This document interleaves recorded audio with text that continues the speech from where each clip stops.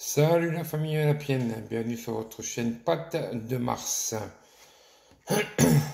Donc là, je vais vous faire une petite présentation, une petite vidéo d'avant-match qui va se dérouler ce soir entre l'Olympique de Marseille et le Stade Brestois à l'Orange Vélodrome, la troisième journée de Ligue 1 Uber Eats. Donc je vais d'abord revenir aussi ce qui s'est passé un tout petit peu sur les deux précédentes journées, où l'OM, la première journée en ouverture de championnat, avait gagné 2-1 contre le Stade de Reims, à l'Orange Vélodrome à la maison, et avait fait un match nul, un peu limite, en Lorraine contre le FC Metz, 2 partout. Donc ce qui fait que l'OM, sur 2 matchs, totalise 4 points. Donc ce soir, l'OM reçoit le Stade de Brest pour la troisième journée et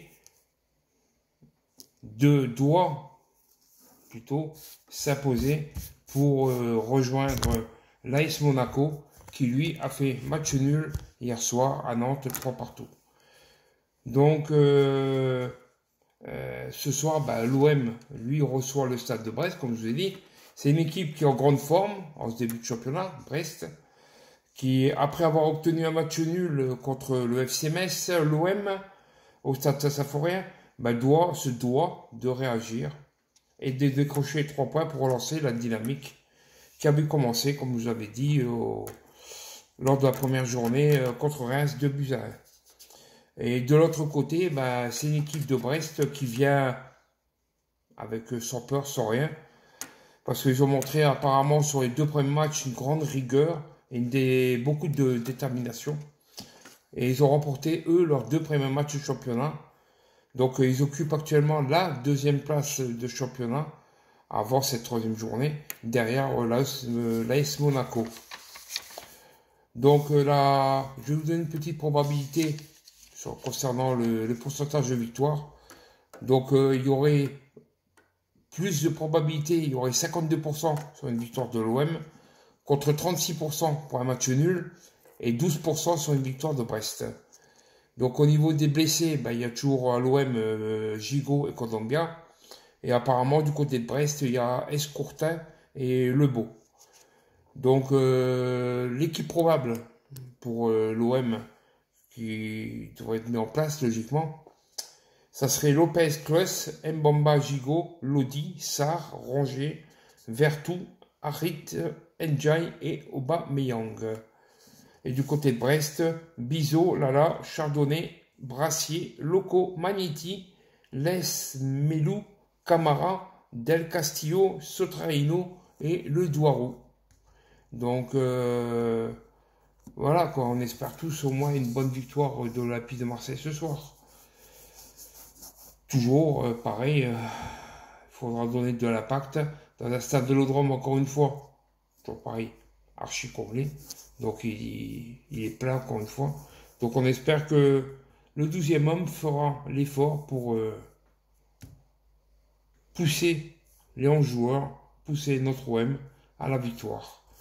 Je vais revenir aussi un petit peu sur tout ce qui se passe au niveau mercato, au niveau des arrivées, au niveau des départs. Les arrivées, comme vous savez, hier il y a eu Joaquin Quaro qui est venu de l'Inter de Milan, qui a été prêté avec une option d'achat obligatoire en cas de qualification avec des champions à la fin de la saison. Logiquement, il devrait y avoir le départ de Matteo Guendouzi très prochainement à la Lazio Rome, qui lui, d'après ce que j'ai vu, Marcelino a dit qu'il ne sera pas remplacé.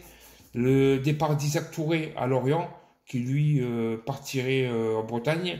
Et en même temps, on prendrait un joueur de Lorient, un défenseur, pour le ramener à l'Olympique de Marseille, un jeune de 19 ans. Je ne me rappelle plus le nom.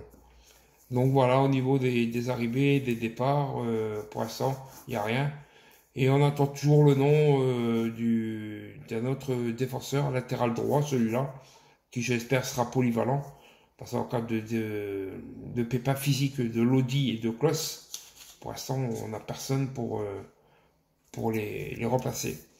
Donc on espère que Pablo, d'ici 5 jours qui restent avant la fin du mercato, fera en sorte que il puisse nous apporter tout ça. Aussi, il y a aussi une rumeur d'Eric Bailly retour à l'Olympique de Marseille. Apparemment, Pablo Longoria serait prêt à le racheter, mais bon. Je suis pas trop chaud, hein, mais bon.